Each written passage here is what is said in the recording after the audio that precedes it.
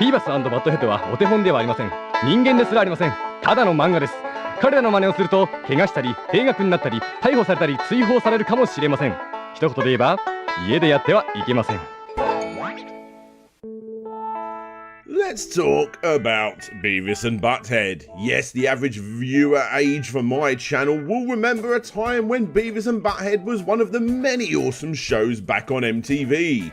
But for all you younger folk, I can see why that would be confusing. No, seriously, guys, I'm not making this up. MTV did actually used to be good, and crazier still, MTV actually stands for music television. I know, crazy. Although completely predictable when you look back at the first ever music video the channel put out. We all are so excited about this new concept in TV. We'll be doing for TV what FM did for radio, and let's get into it right now at MTV.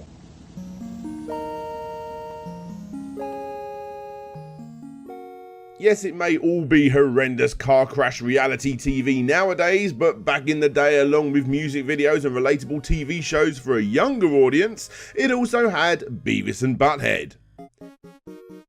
And keeping with the channel's awesome music video roots, something that helped make Beavis and Butthead stand out amongst other animated TV shows for the time was the fact that it actually played music videos with running commentary from Beavis and Butthead themselves. This sort of stuff was absolutely gold. America's most popular juvenile delinquents become so popular that even if you wasn't one of the lucky ones that had Sky TV or cable for my American listeners, you could still feel the impact from these incredible characters, as plenty of comics, books, home releases, a movie, spin-offs, an album, and of course, video games made their way into shops all across the world. Yep, because this was a big-time cartoon that the world seemed to like, as you would expect, it wasn't long before plenty of game publishers and development houses jumped on board to license the long-headed teens and release, or at least try to release, Beavis and Butthead related video games, and today, we're gonna look at all of them. Hi everybody, I'm DJ Slope from Slope's Game Room, and this is Beavis and Butthead, the history and the games.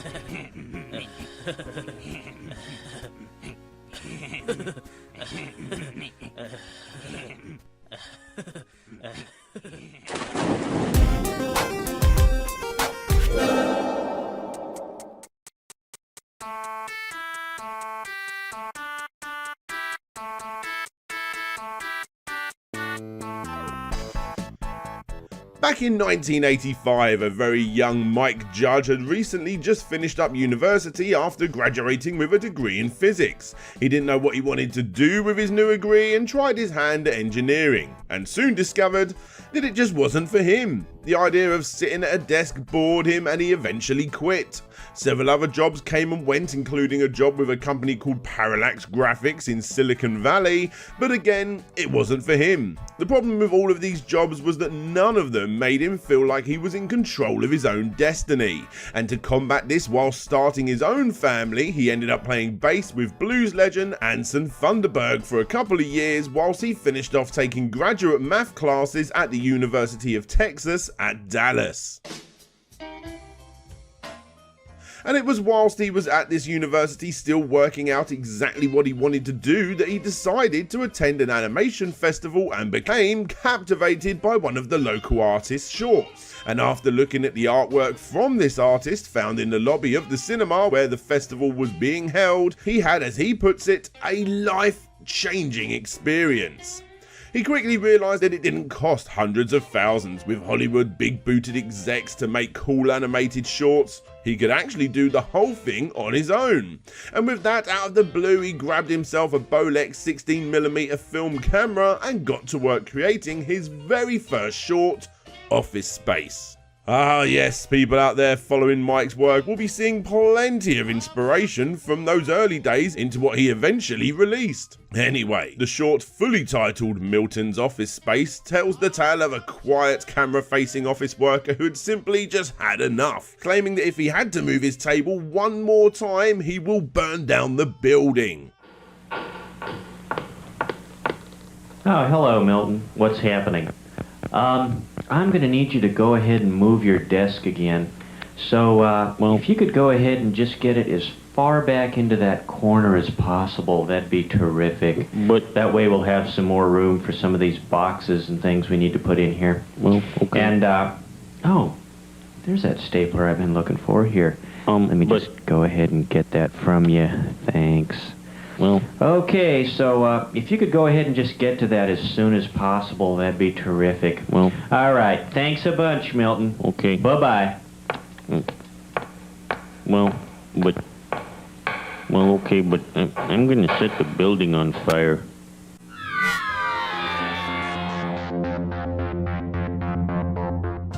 From physics to this, it was obvious that Mike had finally found his calling. This is probably the happiest I've ever been in my life. In fact, he was so happy with it that he quickly gathered up addresses for MTV, Comedy Central, as well as those animation festivals, of course, and only a week later after sending out those letters, Comedy Central called him, as did some of those festivals, and the Office Space short was soon picked up. That was 1991. And then, in 1992, Mike was exposed to a new MTV show called Liquid Television. What was Liquid Television? Well, this was the show that MTV eventually changed to Cartoon Sushi and was essentially a showcase of animated shorts mostly done by underground artists. And in that first season, you can actually see the roots of another eventual MTV show called Aeon Flux. I was so happy I made this video. I fully forgot about Aeon Flux. If you guys want to see me cover this and all of those games, let me know down below. Anyway, Mike was captivated by this, which was good because after showing off this next short called Frog Baseball, which yes, featured a very crude Beavis and Butthead, which apparently Mike came up with after a 2-minute walk, MTV became big fans knowing that it would fit perfectly with their younger demographic and decided to feature it in episode 1 of season 2 of Liquid Television. Frog Baseball! Get it! The design of Butthead, according to Mike Judge himself when on a Conan talk show back in 1994, explains that they are essentially the result of Mike trying to draw someone from back in school but not quite getting it right. However, the mannerisms of the character were very much taken from someone he knew. He just kind of said, we saw that playground you got, that little thing you guys got in that vacant lot, and we're gonna break it. He said, we're gonna tear it down. And the same goes for Beavis. There was a guy in my calculus class in high school, and he was nothing like Beavis, but in fact, he was actually like a straight A student, kind of nerdy kid, but he would sit in the front of the class, and he would have this nerdy laugh he would do where he was kind of writing fast, and biting his bottom lip, and he'd kind of go...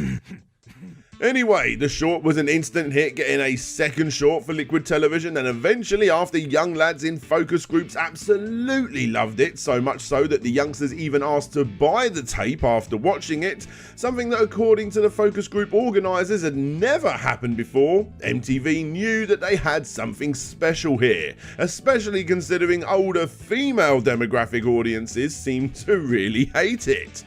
MTV went balls deep with Beavis and Butthead, deciding to turn it into a fully fledged animated TV show with a 65 episode contract. Mike, someone that taught himself how to animate when buying the camera, froze up and had no idea how he was going to do it. And even with the help of MTV injecting more writers and animators to the project, they were only able to create 2 out of 65 episodes by the time the show was supposed to air. However, as soon as the first episode did air, people seemed to like it, so much so that they bumped up the average rating of that 11 PM slot on MTV from a 0.8 to a 1. Because there were so few finished episodes here, MTV had no choice but to loop them. These same episodes would play every single night and the ratings somehow continued to rise. So much so that every single company you could think of contacted MTV desperate to try and sell any kind of Beavis and Butthead merchandise, or even release a live action movie, which would have apparently been similar to Wayne's World. Thank God that didn't happen. Thankfully, MTV decided to hold back and continue working on the show, instead further building upon this excellent new phenomenon that I don't think anyone was expecting to be quite as big as it would extremely quickly become. And after the groundwork was finally done, that was when we finally started to get comics, books, home releases, a movie, spin-offs, an album, and like I said, of course, video games. And to start us off, we are going to need to travel to 1994 with the Mega Drive, Super Nintendo and Game Gear release of MTV's Beavis and Butthead, the game. Change it. Feel the thrill of the chase, discover new and powerful weapons, and control the destinies of America's leading morons. Whoa. 2 morons, 3 different games. The Beavis and Butthead video game for Genesis, Game Gear, and Super NES. Say what you want about the game, and after looking it up online, there seems to be a crazy amount of varying opinions on this one, but I think everyone can agree that it does look pretty damn amazing for the Mega Drive. Beavis and Butthead is a stunning game, and I doubt anyone could make it look any better than what Ian Vercheer and his team at Radical Software did back then. MTV were going crazy trying to think up new ideas for the game, including one where the duo would actually shoot burritos at each other, when Ian suggested to take a more RPG approach, where you could go and get tickets for GWAR, and MTV said, let's do it. Surprisingly, the game was originally seen as a massive risk for Radical, as heads at the company were only really focused on taking on EA Sports with similar sporting titles, but after plenty of finger pulling, the game was given the thumbs up. MTV was happy with the RPG-like idea, but heads at Radical were not. So much so that the president of the company said to Ian, if this thing went over budget or schedule, he'd fire him. Thankfully, Ian was given a chance, and although he was a Super Nintendo fan, taking inspiration from games like Link to the Past and Super Metroid, he went to the Mega Drive for this game simply because of the Mega Drive's target demographic. So yeah, MTV's Beavis and Butthead for the Mega Drive, the game where you need to get GWAR concert tickets. Yep, it's as simple as that. The guys get tickets for the concert, a dog snatches them up, and Mr. Anderson accidentally chops them up with his lawnmower, leaving you to go and find all of the missing pieces. By today's standards, it's really not that great. Heck, by 1994 standards, it was only average at best, getting 5 out of 10s from most publications, claiming that it's good for fans, but rather crappy for those that aren't fans. Which is fine, because I was, and I am, a fan. This is a game you're going to need to play a lot. You got a crazy amount of respawning, absurdly weird puzzles to solve, and a stupid amount of trial and error to sit through. Back then, this was fine, and I actually remember me and my cousin renting this, and Home Alone weirdly enough, on quite a few occasions from the local rental shop. Neither game were good enough to buy, but as a rental, yeah, they were good enough. You got adventure style elements and platforming elements here, both in all honesty fall a little flat, and the saving grace is yet again just how good it looks. And even though the Mega Drive was the platform of choice for Radical Entertainment and was the game that obviously I played the most as a kid, I can't deny that the Super Nintendo version is actually a little easier and, dare I say it, more fun to play. The game's story is essentially the same, and sure, the graphics don't look as good, but it does play better, besides one very annoying chase sequence in the game. But still, I wouldn't really rate it much higher than the Mega Drive port at all. Which leaves the Viacom New Media version for the Game Gear. Viacom made games mostly out of Nickelodeon and MTV related shows, and obviously Beavis and Butthead fell perfectly into that category.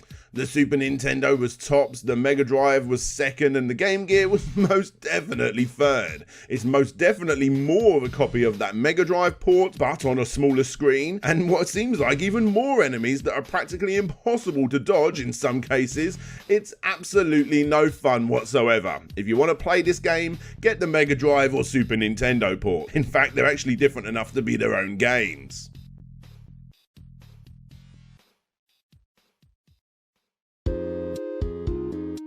After the release, we had an LCD game, which sadly, even though we can all probably agree is absolute trash, has become quite the collectible item on eBay and is damn near impossible to find nowadays.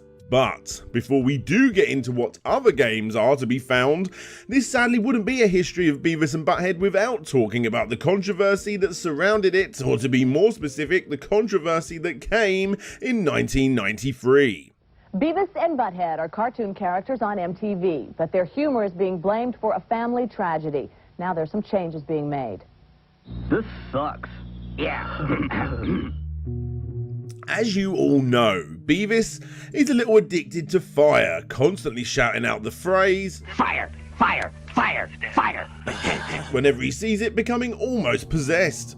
Well, sadly, back in October of 1993, the show was blamed for the death of a 2-year-old in Ohio, when her brother burnt down his mother's mobile home, killing his sister in the process. Shortly after this tragic event, his mother admitted that he watched Beavis and Butthead, although it was confirmed by the neighbours that the family didn't even have cable. And as a result, any future episodes of Beavis and Butthead had the words "fire" removed. Now, obviously what happened to young Jessica Matthews was a travesty, but relating it to a couple of idiots from a show that, let's be honest, shouldn't have been seen by a 5-year-old boy in the first place isn't exactly ideal, and it's obvious that the Beavis and Butthead team thought so too. Even though future episodes had this bizarre new censorship in place, Mike and his team found new ways of getting around it by getting Beavis to say many things that sounded very similar to fire, fire, fire, such as Fryer! Fryer! Fryer! Sadly, it is reported that earlier episodes that were created before this tragic event actually had all references of the fire also removed from the master tapes. However, thankfully for Beavis and Butthead's return in 2011, in an interview with Vice, Mike Judge confirms that Beavis is now finally able to say the long-censored catchphrase once again. Can Beavis say fire now? Is that okay? Yes, Beavis can say fire. But enough about the morbid side of Beavis and Butthead, because a year after this mess came this. The game you have all been waiting for, Virtual Stupidity. CD-ROMs. Some are instructive, many are innovative, but they've never been idiotic. Until now. Fryer! Fryer! Fryer! Play Virtual Stupidity, the Beavis and Butthead CD-ROM misadventure game with the only two people who can't spell CD. There's bone-crunching action and pulse-pounding adventure on your quest to join Todd's gang. Prison rules. Just because you have a computer doesn't mean you can't be stupid. Available at retailers that don't suck. Virtual Stupidity was released on PC in August of 1995, and although far from the most intensive or complete story found in an adventure game, it was true to the show in every possible way. The writing was simple, the artwork was perfect, the dialogue was great, and it was simply perfectly stupid, which, let's face it, is exactly what we wanted.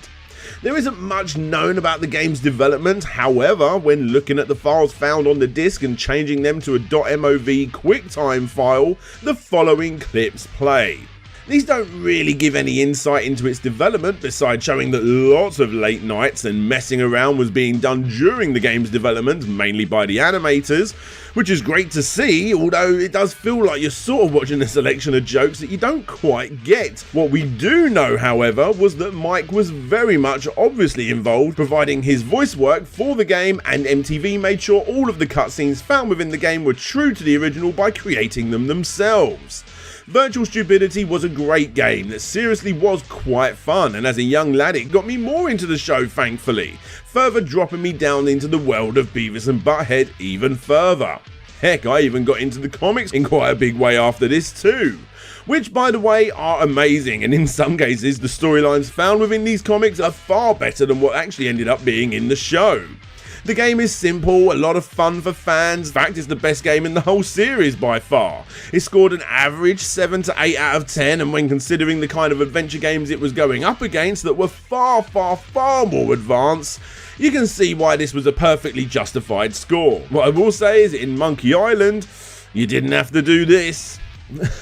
Oh my god, this minigame was amazing. The game was expected to see a release on the Philips CDI, but was cancelled due to failing sales of the console, and the only other port was found on the PlayStation, but weirdly enough, only in Japan. Hence why you all heard that Japanese intro at the beginning of this video.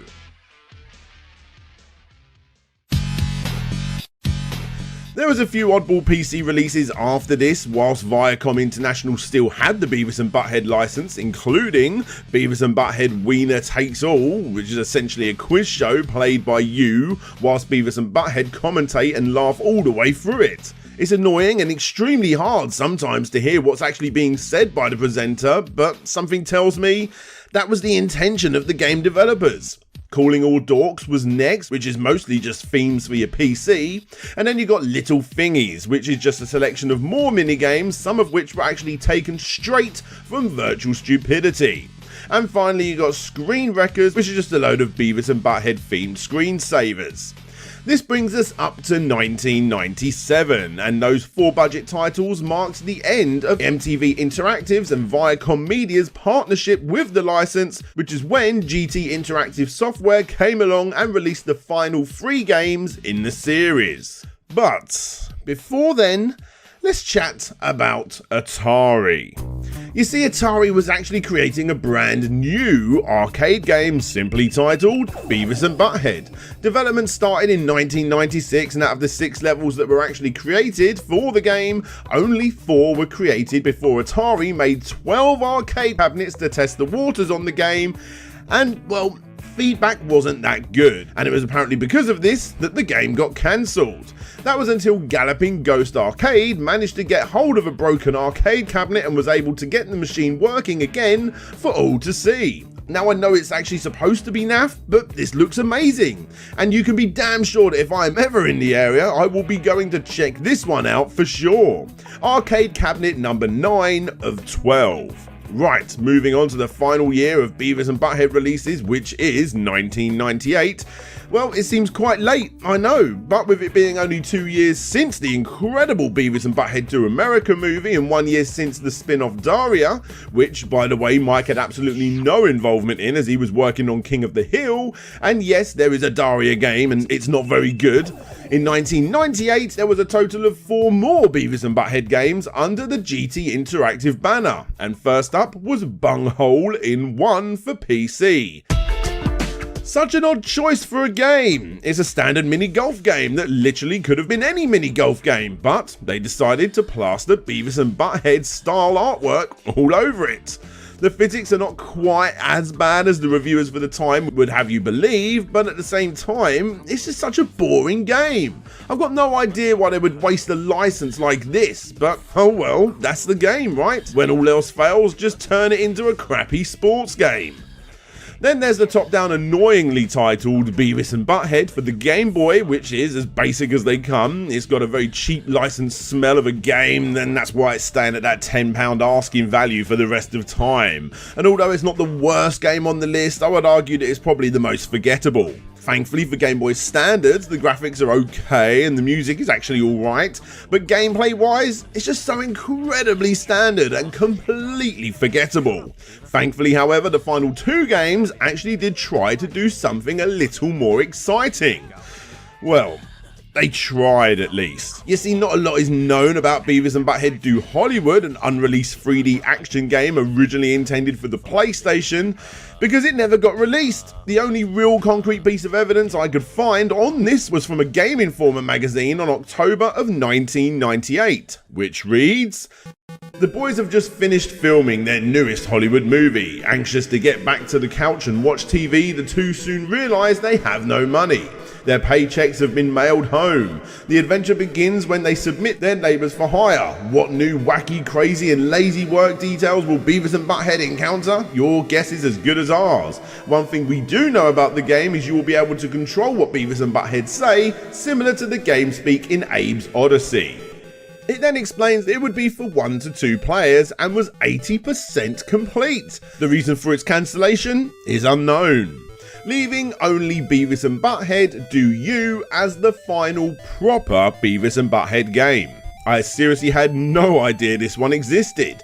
Do You was one final attempt at releasing a Beavis and Butthead game that was actually good, and similar to the best game in the series, Virtual Stupidity. Essentially, what you got here is another point-and-click adventure. The only problem is, it's insanely short and just not that good. I mean, graphically it's fine, but the puzzles and the storytelling is just so incredibly short and basic. And even though that can be said a little bit about the first adventure game, this one just takes it too far. And, well, it makes you just want to play that original game instead. With all that said, the game is worth a couple of hours of your time, I suppose, if you are a fan of the show. Seriously, it's really not going to take any longer to play than that, as it does feel a little bit like a missing episode.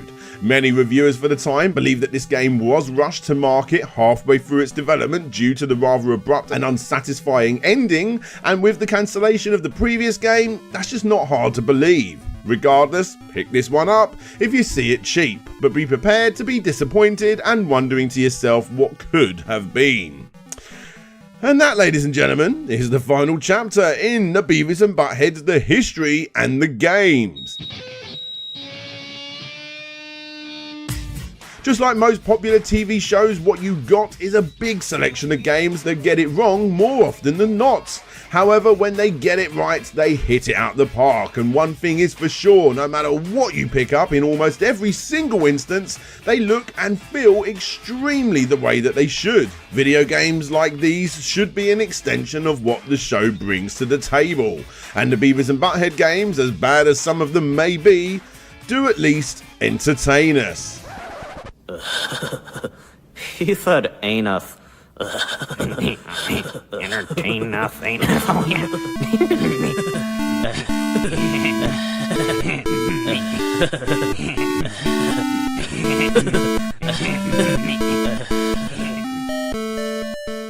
Hey there guys, thanks for checking out the video. I want to give a big special shout out to all of my Patreons, but first an extra big shout out goes to this episode's sponsor, Player One Clothing. Please do go and check out their website and use the code SGR20 for 20% off. It really does help the show. And if you want to get yourself the game that's playing on the screen right here, there'll be a PlayAsia affiliate link below.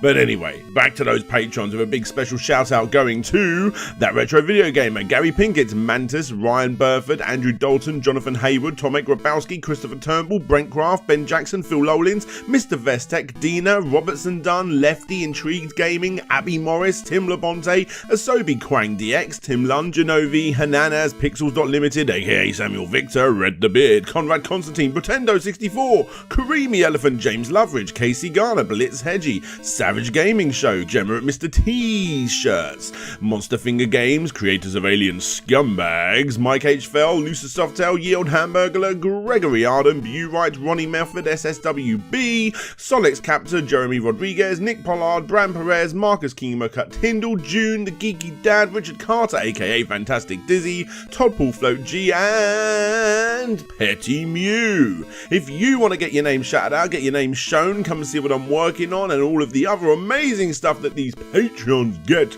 very, very often, then please click the link that you see on the screen. Don't forget to subscribe, give the video a thumbs up, a thumbs down, whatever you prefer. But for now, this is DJ Slope signing out, and hopefully I'll see you all next time.